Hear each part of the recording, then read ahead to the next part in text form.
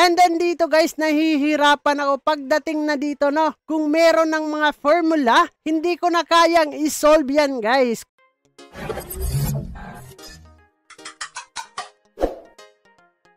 Hey, what's up mga pre? Another video and another update lang po tayo dito sa Wizwoods. So sa ngayon guys, Wizwood Mining Pool 2.0 is coming na. So hindi na coming yan guys kasi andito na po at makakapag-sign up na po tayo sa ating Telegram mini app game. So dito guys, bago tayo magsisimula at ipapakita natin kung paano tayo makapag-sign up at ano nga ba yung mga requirements po natin, ay basahin muna natin itong mga rules nila dito guys, no? Patungkol sa kanilang rewards, eligible criteria at iba't iba pa.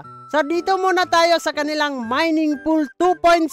Meron sila ditong eligibility criteria. So kailangan po daw natin dito guys is maka-reach po tayo ng level 30. And then kailangan po natin makapag-stake ng XWest token. Sabi nila dito guys, full refunded naman tayo after pool concludes nga dyan, no? And then dito guys, nahihirapan ako pagdating na dito, no? Kung meron ng mga formula, hindi ko na kayang isolve yan guys. Kung gusto ninyong malaman ang full details nito guys at magkaroon kayo ng idea patungkol dito sa kanilang boost system, reward mechanism, ilalagay ko yung link dyan sa description box para mapasok nyo naman guys bago kayo papasok sa kanilang Mining Pool 2.0 dito sa Wizwoods. So pagpasok nga natin dito sa kanilang Telegram mini app game guys, pasok po tayo dito sa ating Mining 2.0.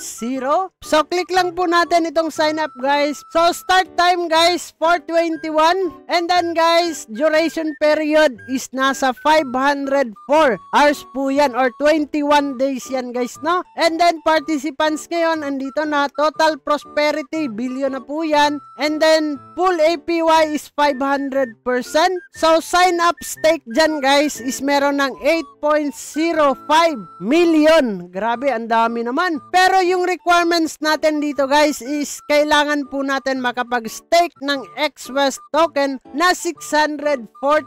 So malaki-laki na po yung gagastusin natin dito kung kayo ay papasok at makapagmina ng XWest token nila. Nasa sa inyo po yan. Wala po akong hawak sa desisyon ninyo at pera ninyo guys, no? Kaya think twice bago nga tayo papasok dito. And then syempre, yung ating statue level dito guys, kailangan umabot po tayo sa level 30. So kung meron naman kayo dyang balance at sapat na po yan, kailangan lang po natin mag-sign up. Pero kung wala naman guys, sorry, hindi po tayo makakapag-participate sa kanilang Mining 2.0 dito guys, no? So kung paano naman tayo dito magsaswap ng token, Vera token to XWest guys, pasok lang tayo dito sa kanilang Wizard Wallet. So dito sa Wizard Wallet guys, pwede po tayong makapag-swap, no?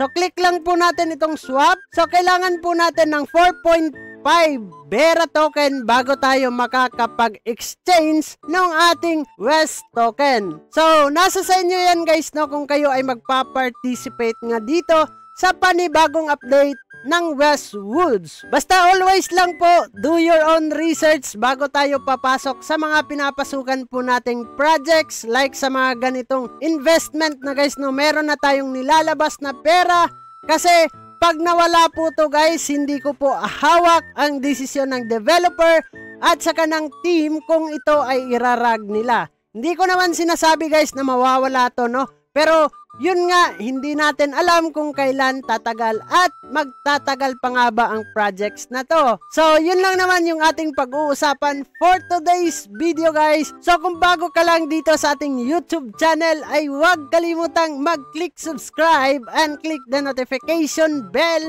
para ma-update at ma-aware ka sa mga panibago nating i-upload na video. So this is me, Dong Ian TV. Mag-ingat po tayong lahat. And dyan na muna kayo. Bye-bye! Barangay, samahang masaya, ano pang hinihintay? Kung online games ang iyong gusto, dito ka sa guild ko, solid to. Sa aming community na puro makulit, mga hari na trash talk pero